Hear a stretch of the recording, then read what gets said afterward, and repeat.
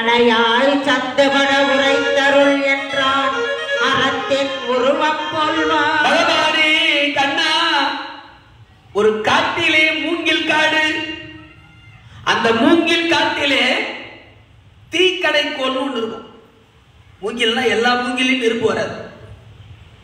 தீக்கடை கோல் ஒரு மூங்கில் இருக்கும். அந்த மூங்கில் இன்னொரு மூங்கிலோட உரசுச்சுன்னா நெருப்பு உண்டாகும். பத்திப்பட்டி இல்லாத காலத்துல அந்த மூங்கில தான் வெட்டி ரெண்டு கூரா சீவி வச்சிருப்பாங்க. அது ரெண்டுத்தையும் ஒன்னா உரசுனா நெருப்பு உண்டாகும்.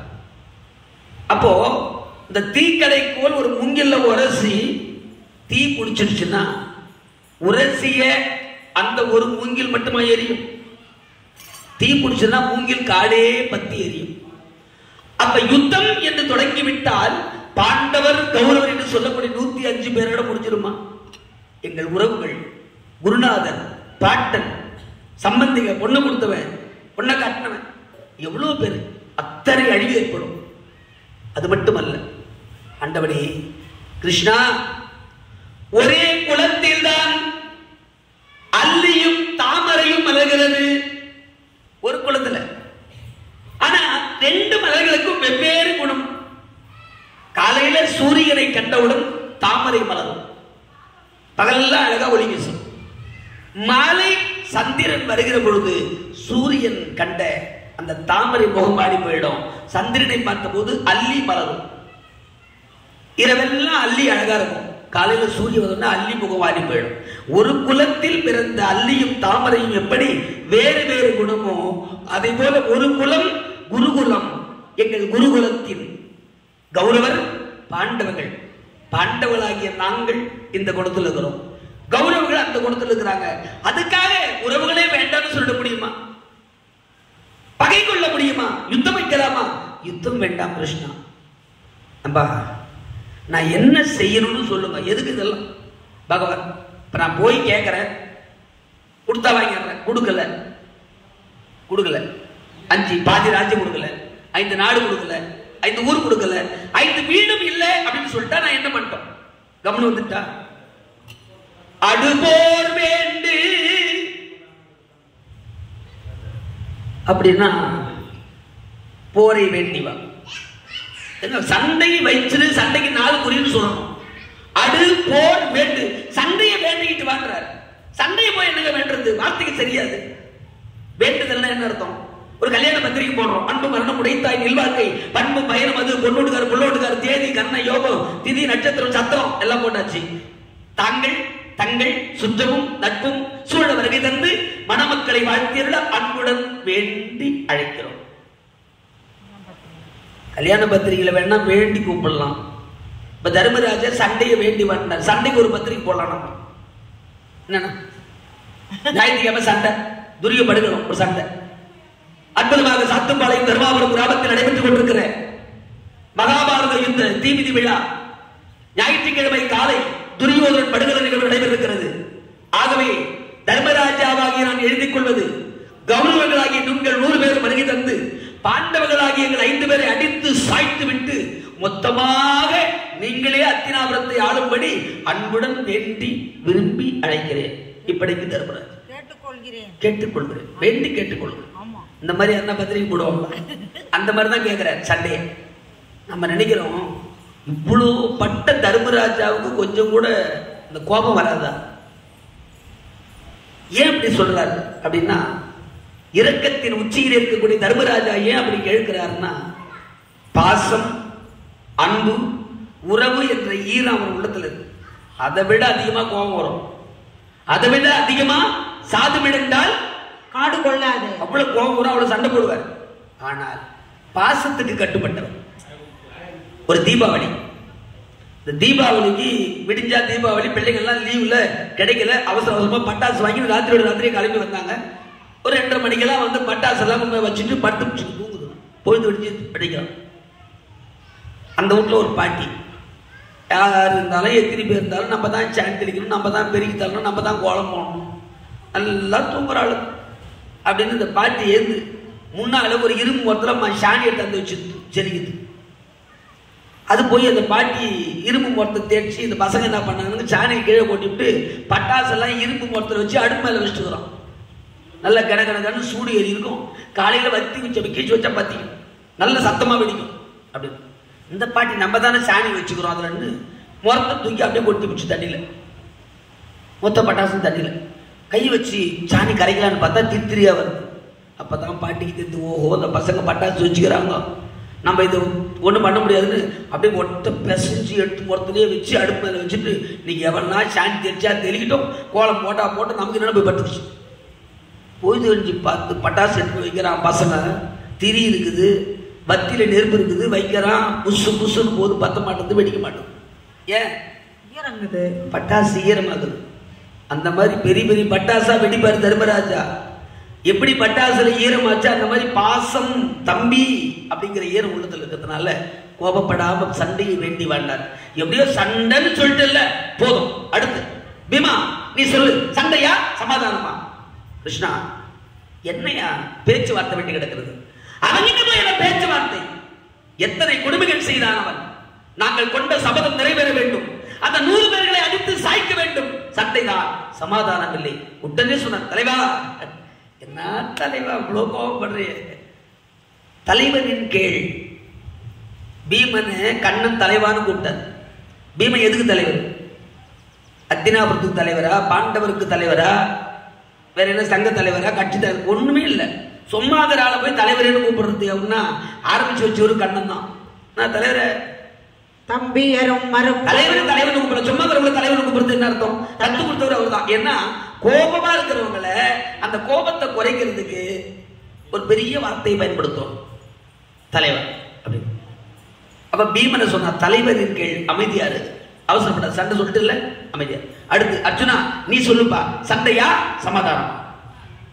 அர்ஜுன சொல்ற, ஐயா நல்ல நிலத்துல விதை போட்டோம்னா வெள்ளமா பார்க்கலாம், கலர் நிலத்துல விதை போட்ட விதை அழிஞ்சு போடும் இல்லையா? துரியோதன கலர் நிலம், அவங்கிட்ட நீதி நேர்மை சொல்லி பிரயோஜனம் இல்லை. செவடங்காதல சங்கூதன கதை தான், அவனுக்கு என்ன பிரயோஜனம்? அவங்ககிட்ட புத்தி சொல்லி. அப்ப அங்க தூது போறது வீண். சண்டை தான் அர்ஜுனன். நல்லது, அமைதியா போதும். அடுத்து நகுலா, சுவாமி மக்கள் எல்லாரும் எதிர்பார்க்கிறாங்க. பாஞ்சாலியை சட்டசபையில் நட்ட நடுவில் நிறுத்தி வஸ்திரபங்கம் செய்து தொடையை கட்டி அதனை அமர வைக்க சொன்னானே, அன்னைக்கு நாங்கள் கொண்ட சபதம் நிறைவேறும் நாள் என்னாலோ பாண்டவர்கள் விடமாட்டார்கள், கௌரவங்களை பழித்தீர்ப்பார்கள், இந்த ராஜ்யத்தை தர்மராஜா ஆழ்வார்னு மக்கள் நினைக்கிறாங்க. மக்கள் எண்ணம் பூர்த்தியாக வேண்டுமானால் யுத்தம் நடக்கணும். நகுலன் அருமை அருமை, அமைதியா. சகாதேவா சின்ன பையன், உன்னெல்லாம் கேட்கணும்னு ஒன்றும் அவசியம் கிடையாது. மாட்டை கேட்டு கொட்டை கட்டணுமா? கேட்கணும்னு அவசியம் இல்லை. இருந்தாலும் நாளைக்கு ஒரு காலத்துல எங்க மாமா எல்லாரையும் கேட்டாரு, என்ன ஒரு வார்த்தை கேட்டாரான்னு நீ சொல்லக்கூடாது. அதுக்காக கேட்கற, சட்டி செவுன்னு சொல்லு, நேரம் இல்லை எனக்கு. பாயாசம் வேற ஆறு நினைப்புல அது மாதிரி இருக்குது. நம்ம சீக்கிரம் சொல்லு, நான் போனோம் அப்படின்னு அவர் சொன்னார். கிருஷ்ணா நீ எதுக்கு வந்தியோ அந்த வேலையை செய். சிந்தித்தபடி நீயும் சென்றால் என் மொழிந்தால் என் சிரிந்த நூறு மைந்தற்குள் முதன்மல் நிலம் வழங்காமல் இருந்தால் என் வழங்கினாலில் கொந்துற்ற குழலி வளம் முடித்தால் என் விரித்தால் என் குறித்த செய்கை அந்தத்தின் முடியும் வகையடியேர். நீ தூது போனா எனக்கு என்ன? ஆதிமூர்த்தி தூது போட்டா எனக்கு என்ன? பாஞ்சாலி கூந்தல முடிச்சா எனக்கு என்ன? முடிக்காட்டா எனக்கு என்ன? இந்த பாண்டவர்கள் கௌரவர்களுக்கு ஒன்னா இருக்குன்னா கொல்லாட்டா இருக்குன்னா, சபதம் முடிச்சா இருக்குன்னா முடிக்காட்டா இருக்குன்னா, நீ எதுக்கு வந்தியா அந்த வேலையை செய்ய போய? எல்லாரையும் பார்த்து நாங்க சொல்றதான் நீ செய்ய போற. என்னென்ன செய்யணும்னு ஏற்கனவே முடிவு பண்ணிட்டு தாங்க வந்துக்கிற. நீ சிந்தித்தபடி நீ என்ன சிந்திச்சு வந்தியா அந்த வேலையை செய். இதை செய்யட்டுமா அதை செய்யட்டுமா போட்டோமா வேணாம்னு எங்களை கேட்டுக்கிறேன்னா நான் சொல்றேன் சண்டை வேணாம். நான் சொல்றேன் சண்டை வேணாங்கிற நிறுத்திருவியா? நீ வந்தது சண்டையை உருவாக்க, நீ வந்தது சண்டை போடுறதுக்கு. அந்த வேலையை போய் செய்யன்னா சண்டை போடலாமா வேணாம்னு கேட்கிறேன். ஆஹா தர்மராஜா, இந்த சின்ன பையன வில்லங்கமா பேசுறான். கொஞ்சம் எப்பவுமே நம்ம ரகசியம் தெரிஞ்சவங்க கிட்ட பப்ளிக்ல பேசக்கூடாது. நம்ம அதனால பகவான் சொன்னார், நாங்க 2 பேரும் 16,000 16,000 தூண்கள் நிறைந்த ஒரு மண்டபம். நாங்க அங்க போய் பேசிட்டு வரோம். நீங்க இரு. டேய் சகாதேவா வா. கூட்டுக்கு போயிட்டார் உள்ள. கதவை தாப்பால் போட்டாச்சு. பாஞ்சாலி அம்மா கூடவே ஓடுறாங்க. ஏன்னா பாண்டவர்களில் சகாதேவன் ஒரு முடிவெடுத்து விட்டால் அதை தர்மராஜா டக்குன்னு ஆமோதம் பண்ணிடுவார். பீமனோ அர்ஜுனனோ நகுலனை பத்தி கவலை கிடையாது. சகாதேவன் ஒண்ணு சொல்லிட்டாருன்னா, இப்ப அவர் சமாதானம் சொல்லிட்டாருன்னு வச்சுங்க, தர்மராஜா சமாதானம் காட்டுக்கு போறான்னு. அப்படி சொல்லிட்டா நான் அவிழ்ந்த கூந்தலை முடிக்க முடியாது, கொண்ட சபதம் முடிக்க முடியாது, துரியோதனாதிரி கொல்ல முடியாது, என்ன நடக்குமோன்னு பயந்துகிட்டு இந்த அம்மா ஒட்டு கேட்கறதுக்கு ஓடுறாங்களாம் கூட. கதவு தாப்பால் போட்ட கதவுல போய் காது வச்சுன்னு உட்காந்துங்கிறாங்க அந்த அம்மா. உள்ள என்ன பேசுறது அங்க கேட்குமா அந்த கதவு? ஒட்டு கேட்கறாங்க. சகாதேவா சொல்லு, நான் சண்டை போட தான் வந்திருக்கிறேன், மகாபாரத யுத்தத்தை நடத்தத்தான் நான் வந்திருக்கிறேன். ஆனால் நீ சொல்லுகிற பிரகாரம் ஒருவேளை சண்டை வராம நிறுத்த முடியுமா? நீ பாரதாமரில் யாவரையும் நீராக்கி பூபாரம் தீர்க்க புரிந்தாய் புயல் வண்ணா. கோபால போரேரே கோவிந்த, கோபால போரேரே கோவிந்தானியல்ரே, மாபாரதம் பகற்ற மாற்றார் கொள்வல்லாரே. இந்த புவிபாரம் தீர்க்க வந்தவன் நீ, மகாபாரத யுத்தம் முடிக்க வந்தவன் நீ. ஆனால் சண்டைக்கு நீ வந்திருக்கலாம், நான் நினைச்சா இந்த சண்டையை நிறுத்திடுவேன். சகாதேவன் சொல்ற, டேய் சண்டையை நிறுத்துவியா? கண்டிப்பா முடியுமா? கட்டாயம் சொல்ற. எப்படி நிறுத்துவேன்? பாராள கர்ணன் இகழ் பார்த்தனை முன் கொன்றனங்கில் காரார் குழல் கலைந்து காலில் தடை பூட்டி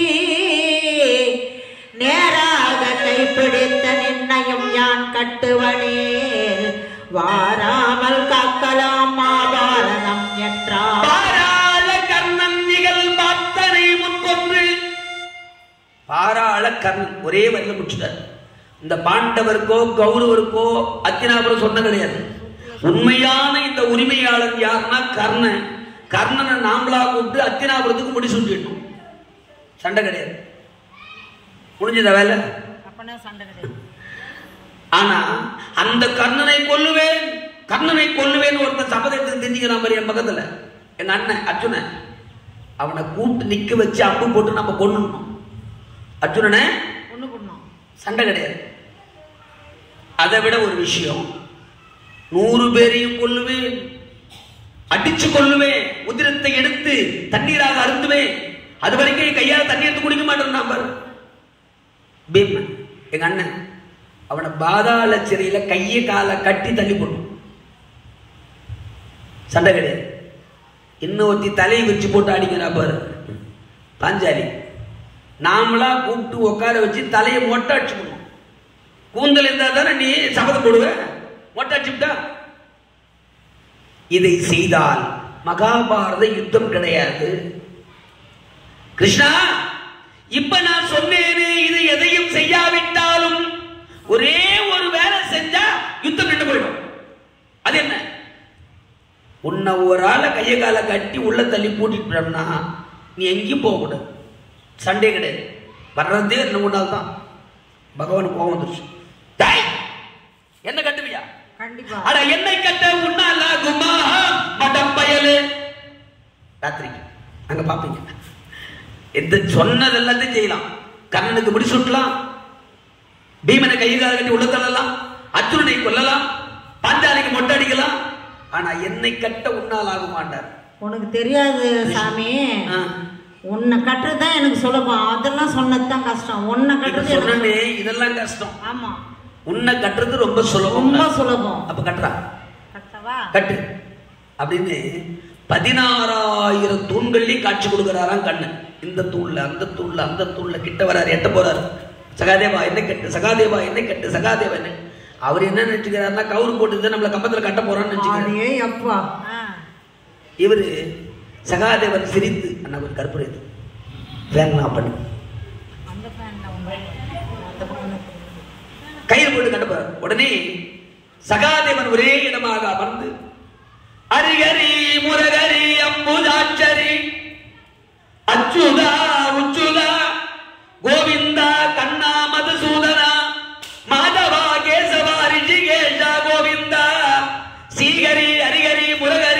பூஜாச்சரி. கிருஷ்ணாய கோவிந்தாய நமோ நமக. ஜெய கிருஷ்ணா முகுந்தா முராரே. ஓம் நமோ விஸ்வஸ்வரூபாய விஸ்வசுத்யஹேதவே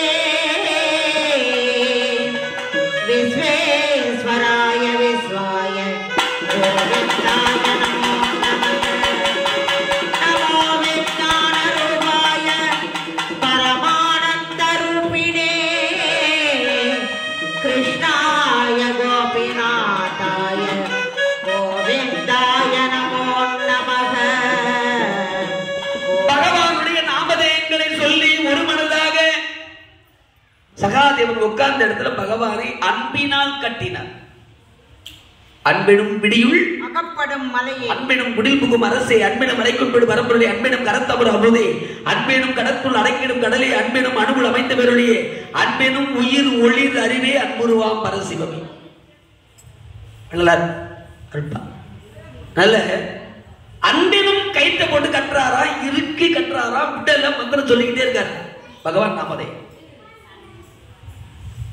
சகாதேவா என்னப்பா அப்படி பண்ணிட்டிய, கயிறு போட்டு கட்ட போறேன்னு பார்த்தா அன்பால என்ன கட்டிட்டியப்பா, மூச்சு விட முடியல, உன் அன்பு பிடியில் அகப்பட்டிருக்கிற, சீக்கிரம் கட்ட அவிழ்த்து விட்டுருந்தார். கிருஷ்ணா, யார் கட்டுக்கும் அகப்படாத நீ என் பிடியில சிக்கி இருக்கிற, உன்னை விட்டுருவா அவ்வளவு சுலபமா? உன்னை விடுவனா? நீ யாரு, எதுக்கு வந்திருக்கிற, என்ன பண்ண போற, எல்லாம் அறிந்தவன் இந்த சகாதேவன். அதனால நான் கேட்கிற வரத்தை நீ கொடுத்தால் உன்னை நான் விடுறேன். சகாதேவா, நீ என்ன கேட்டாலும் கொடுக்குற, என்னால மூச்சு விட முடியல, இப்ப அவுத்து விட்டுரு. இப்ப அவுத்து விடு. முதல்ல வரத்தை கொடுங்க, அப்புறம் அவுத்து விடுறோம். அதானே என்ன வரல? நடக்கக்கூடிய மகாபாரத யுத்தத்தில் பாசம், அன்பு, பற்று இதற்கெல்லாம் அப்பாற்பட்டவன் நீ. யாரை வேண்டுமானாலும் மகாபாரத யுத்தத்தில் அடித்து விடுவாய். தேவைப்பட்ட எங்க 5 பேரை கூட நீயே கொண்டு விடுவ. சகாதேவன் சொல்ற. அதனால மகாபாரத யுத்தத்தில் யாரை வேணா அழியிட்டோம், நான் கேட்கல. எங்கள் 5 உயிருக்கு எந்த சேதமும் வராதுன்னு சத்தியம் பண்ணி கொடுக்கும். சகாதேவா, யுத்தம் முடிகிற வரையில் யாரை வேண்டுமானாலும் அழிப்பேன், எது வேண்டுமானாலும் செய்வேன், உங்கள் 5 உயிருக்கு எந்த சேதமும் வராமல் நான் பாதுகாப்பேன் என்று சொல்லி பகவான் வாக்கு கொடுக்கிறார்.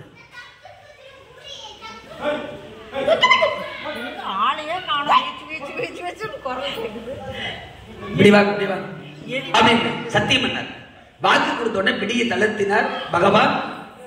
சகாதேவா, இந்த கதையை வெளியே போய் சொல்லிட்டு போற, ஆளாளுக்கு என்ன கட்ட ஆரம்பிச்சிட்டான்னா நான் நினைச்ச வேலையை செய்ய முடியாது. சமயத்தில் யாருக்கும் புத்தி கூட சொல்லக்கூடாதான் பகவான் சொல்றார். ஏன்னா ஒருத்த கெட்டு போறான்னா அவன் கெட்டு போகணும், இப்படிதான் அழியணும்னு எழுதி வச்சுக்கிறேன். நீ போய் அவனை புத்தி சொல்லி நல்ல வேலை திருப்பிட்டேன்னு வச்சுக்கோ, தேவ சங்கல்பத்தை நமக்கு எடுத்த மாதிரி ஆயிடும், நமக்கு பாவம் வந்துருமா. அதனால புத்தி சொல்றவன் எல்லாம் வேணா, உன் வேலையை மட்டும் பாருன்றார் சமயத்துல கீதையில. அதனால வெளியில போய் சொல்லிட்டு போற, அவன் என்னை கட்ட ஆரம்பிச்சிருவான். அது மட்டும் இல்ல, ஒரு அம்மா வெளியே காது வச்சு கேட்டுங்கிறா நம்ம என்ன பேசுறோம். பஞ்சாரி கொஞ்ச நேரம் கிண்டல் பண்ணலாமா, வேடிக்கை பண்ணலாம். விகடம் என்னென்ன, சும்மா நான் சமாதானம் சொல்றேன், என்ன நடக்குதுன்னு பாரு. வெளியே கண்ணனோட சேர்ந்ததுனால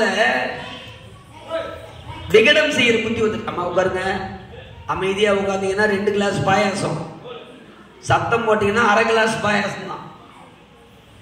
உட்காரு, இந்த வர அந்த சில்லி விட்டு நல்லது. இப்போ வெளியில கதவு திறந்துட்டு வர்றாங்க. சரி பா, எங்க சகாதேவா, நீ சொன்னதப்பா சரி, அதுக்கு என்ன சண்டெல்லாம் ஒண்ணும் வேணா, விடு, சமாதானமா போயிடலாம், பேசிக்கலாம். சமாதானம் என்ற வார்த்தை கண்ணன் வாயில் வந்த உடனே ஓடி போய் பாஞ்சாலி அம்மையார் கண்ணன் திருவடியை பற்றி கொண்டு கண்ணீர் விட்டு அழ ஆரம்பிச்சாங்க.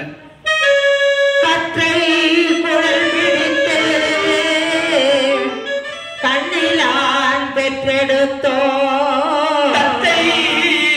குழல் பிடித்து கண்ணிலான் பெற்றமைந்தல் பற்றி துகிலுரிய பாண்டவரோ பார்த்திருந்த கொற்ற தனித்திகிரி கோவிந்தானியல்ரே அற்றைக்கு என் மானம் ஆர்வேறு காத்தாரே.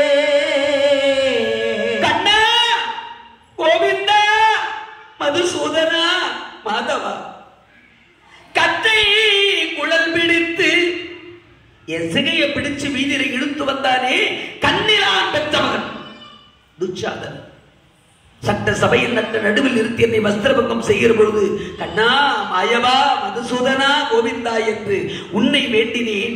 ஐவரும் பார்த்திருக்க, 5 பேர் கணவன்மார்கள் இருந்தும் அன்றே நீ ஒருவன் வரவில்லையானால், ஆடை கொடுத்து என் மனத்தை காக்கவில்லையானால்,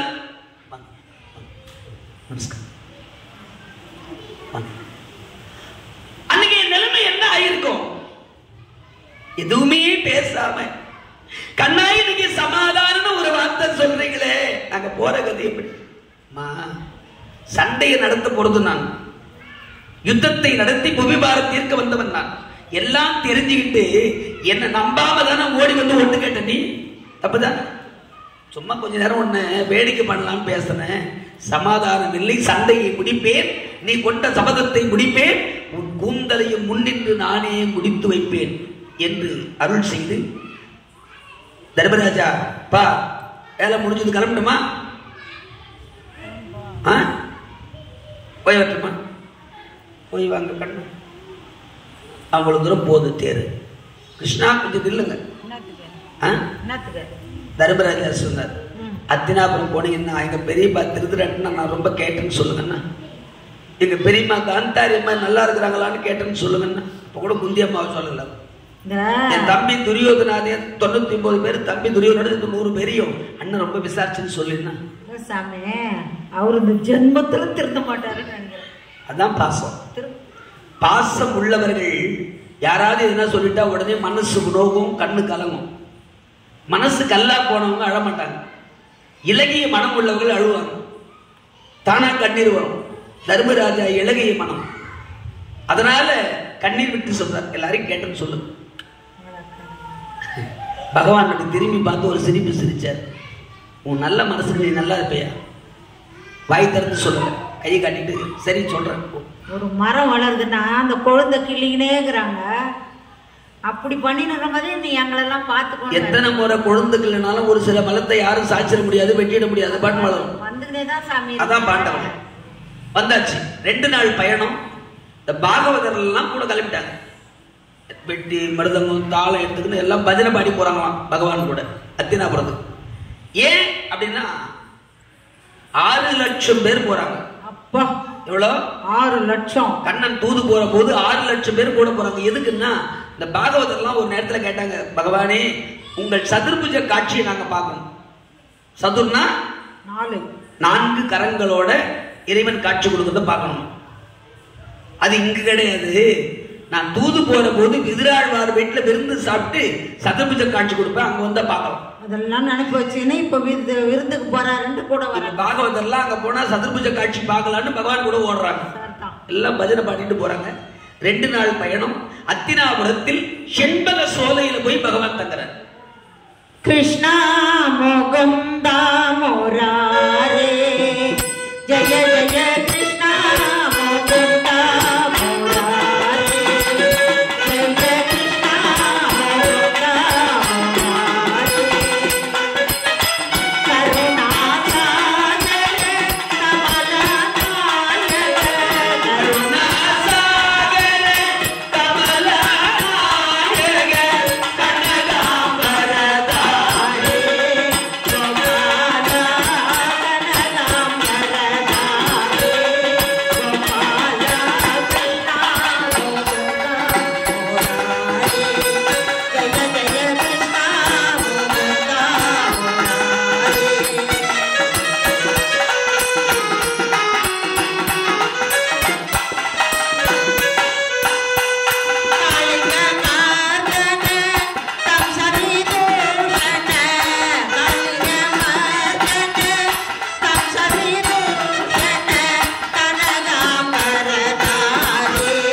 கோபாலா கனகாம்பரதாரே கோபாலா கிருஷ்ணா முகுந்தா முராரே ஜய ஜய கிருஷ்ணா முகுந்தா முகுந்தா முராரே ஜெய ஜெய கிருஷ்ணா முகுந்தா முராரே.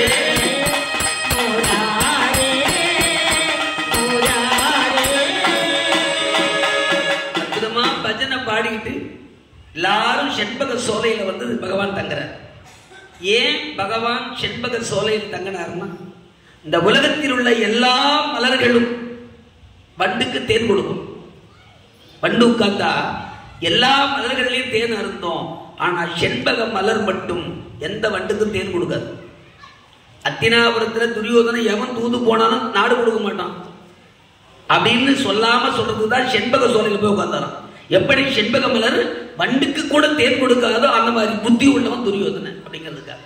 ஆனா செண்பக சோலையில் பகவான் தங்கி இருக்கிறான்னு தெரிஞ்ச உடனே அத்தினாபுரத்து சபையிலிருந்து யாருங்க மாமா வர்றாரா கண்ணன் வரவேற்பு வளையங்கள். மாமா வரும்போது நடக்கிறதுக்கு மல்லிகை பூ வாங்கி காம்பெல்லாம் கிள்ளிட்டு வெறும் மலரா கொட்டுங்க. அவர் நடந்து வர்றார். பாகவதர்லாம் வந்தாங்க, பஜனை ஏற்பாடு பண்ணுங்க. துரியோதனை எல்லா ஏற்பாடும் பண்ணான் கண்ணனை வரவேற்க. எல்லா ஏற்பாடும் பண்ணதுக்கு அப்புறம் சகுனி கேட்டான், துரியோதனா என்ன நாடு விழா கோலமா இருக்குது, அமோகமா இருக்கிறீங்க, என்ன விசேஷம்? மாமா தெரியாதா? மாமா வர துவாரகையில் இருந்து. மாமா வர சரி, எதுக்கு வர தெரியும்?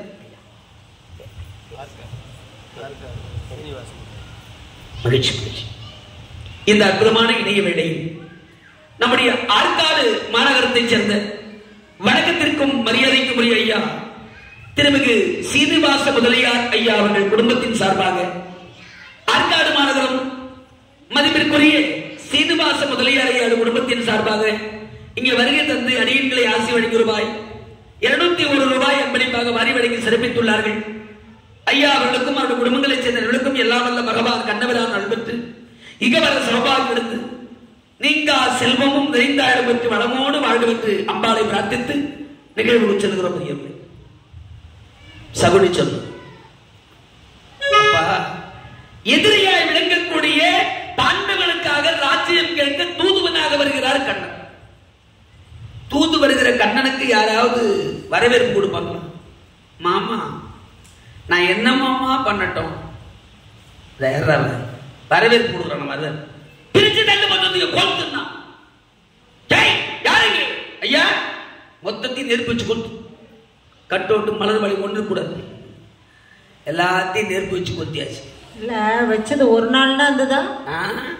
வைக்கிற வரைக்கும் இருந்தது, அவ்வளவுதான். வைக்கிட்டு தான் காத்திருந்தாரு. கையெடுத்து கூப்பிட்டான் வச்சு அனப்புறம் கொளுத்துறான். மாமா சொன்ன மாதிரி செஞ்சுட்டேன் மாமா, சந்தோஷமா? ஆனா அதுக்குள்ள துரோணாச்சாரி, கிருபாச்சாரி, அஸ்வத்தாமன், பீஷ்மர், அன்பு தாய்மார்களே, பக்த குடிகளே, பாண்டவர்களுக்கு ஒருவேளை அமுது செய்த அட்சய பாத்திரம் உங்கள் முன்பு வருகை தருகிறது. அன்பு தாய்மார்கள், பெரியோர்கள், அட்சய பாத்திரத்தில் காணிக்கை செலுத்தி எல்லாமல் பாண்டவர்களுடைய பாஞ்சாலி அம்மனுடைய கண்ணபிரானுடைய அருளை பெறுமாறு அன்போடு கேட்டுக்கிறோம். ஸ்ரீமத் ராதா ரமண கோவிந்தா. உடனே எல்லாரும் வந்து வரவேற்பு பண்றாங்க, கண்ணனை கூப்பிடுறாங்க. கண்ணா, மாயவா, மதசூதனா, வாங்க வாங்க.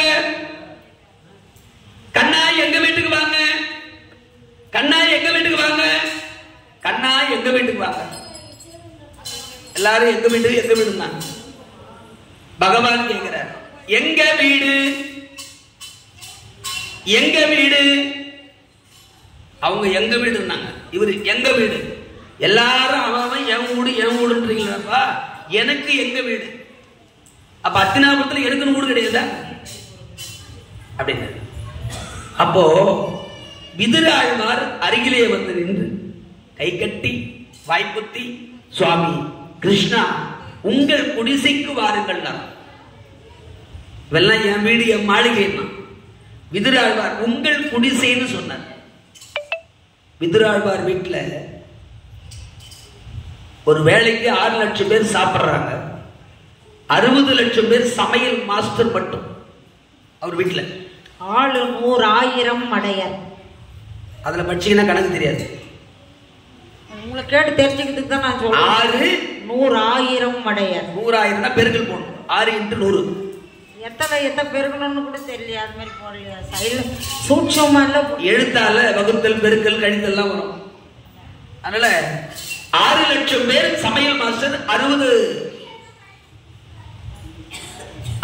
லட்சம் பேர் சாப்பிடுறாங்க. 60 லட்சம் பேர் தலைமை சமையல் மாஸ்டர் வேலை செய்யற மட்டும். அவர் சொல்றாரு, உங்க குடிசைக்கு வாங்கன்னு கூப்பிடுறாரு.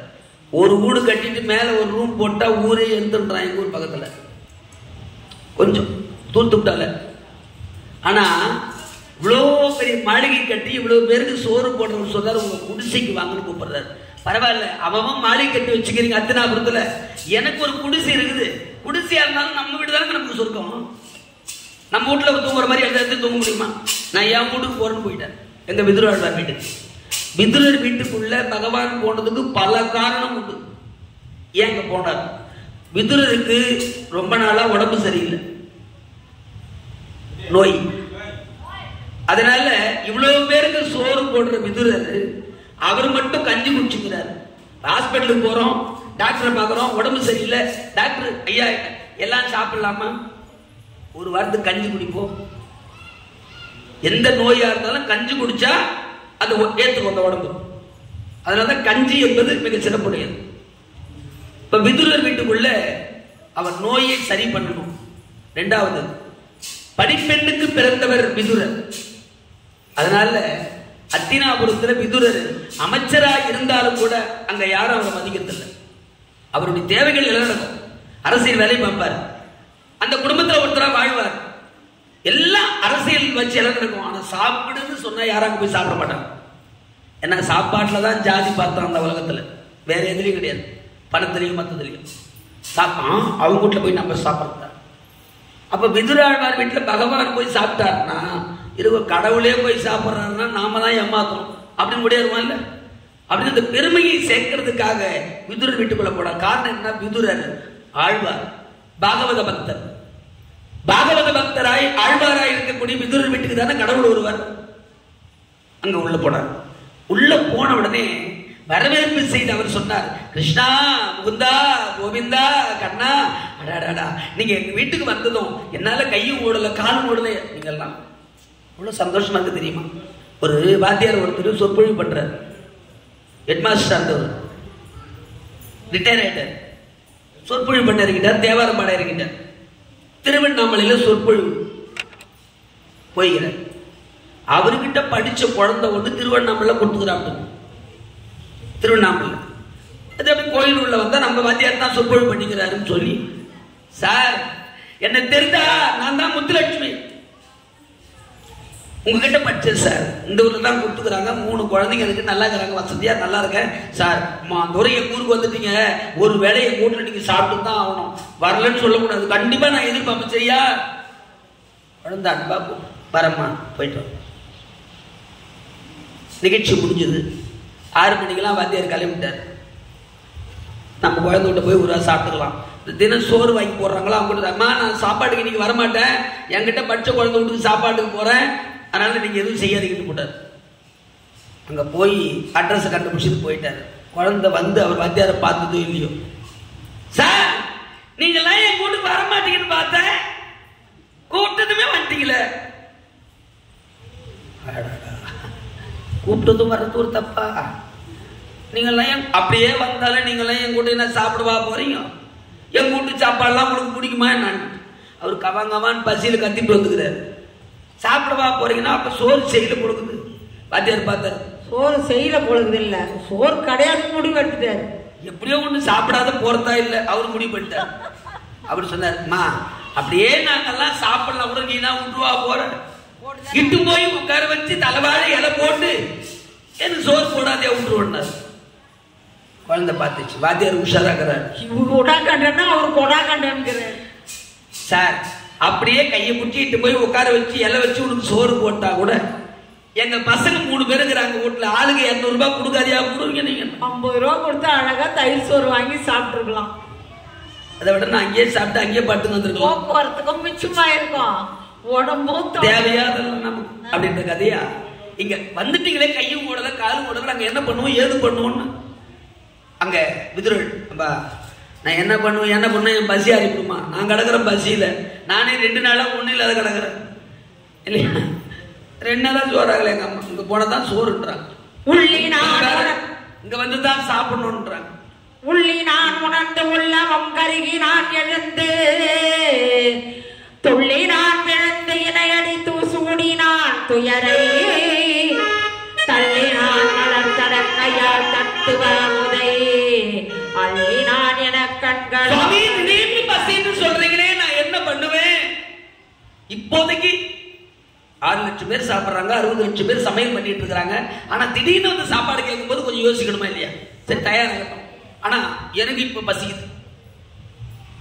இப்ப பசிக்குதுன்னா நான் என்ன பண்ணுவேன்? கிருஷ்ணா, நான் எனக்கு இந்த உடம்பு சரியில்லைன்னு கஞ்சி காய்ச்சி வச்சுக்கிறேன், வேணா கஞ்சி வேணா அட நீ வேற பசிக்கு என்ன அதெல்லாம் குடு. முதல்ல விதுரர் சாப்பிட்டு வச்சிருக்கிற அந்த கஞ்சி களையத்தை பானையோட அந்த களையத்தோட முந்தைய வாங்கி கஞ்சி குடிக்கிறாரு. அம்மா அம்மா கஞ்சி ஊற்றி கஞ்சி ஊற்றி கண்ணு வைக்க தீபன் தீபன் கஞ்சி எடுத்து வை. கொள்ளு கஞ்சி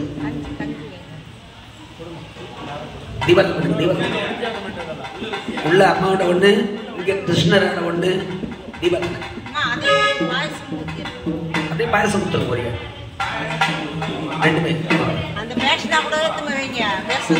அழகான முறையிலே பகவான் கண்ணன் விதுரர் குடிச்சு வச்சிருந்த அந்த கஞ்சியை வாங்கி, அவருக்கு உடம்பு சரியில்லை கஞ்சி குடிக்கிறார். இவருக்கு என்ன உடம்பா சரியில்லை, பசி.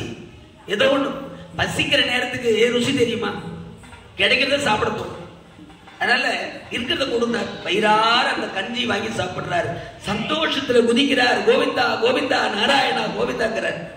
இப்ப இந்த ஜுரம் எந்த பக்கம் போச்சுன்னு தெரியல, நோய் எந்த பக்கம் போச்சுன்னு தெரியல. இந்த கஞ்சி வாங்கி குடிக்கிறவங்க, பாயாசம் சாப்பிடுற எல்லாருக்கும் உடம்புல எந்த நோய் இருந்தாலும், ஜுரம் இருந்தாலும், கை கால் வலி இருந்தாலும், மூட்டு வலி இருந்தாலும், இடுப்பு வலி இருந்தாலும், குடைச்சல் இருந்தாலும் அதெல்லாம் அகன்று போகணும். நல்ல பகவானை பிரார்த்தனை பண்ணிட்டு இந்த கஞ்சியை வாங்கி சாப்பிடுங்க. கீழே சிந்தாம பொறுமையா எல்லாரும் கஞ்சி எடுத்து சாப்பிடுங்க. முன்னமே துயந்தருளிய முதுமையோ ததியோ பன்னகாதிபம். நீ பாட்டு பாடினா நம்மளும் கொடுக்காது, நீ எங்களுக்கு கொடுத்துருமா? முதல்ல வாங்கி அப்புறமா பாடுங்க இல்லம்மா. முன்னமே துயந்தருளிய முதுமையோ ததியோ பன்னகாதிபம் பாயலோ பச்சையாடிலையோ சொன்ன நாள் வகை சுருதியோ கருதி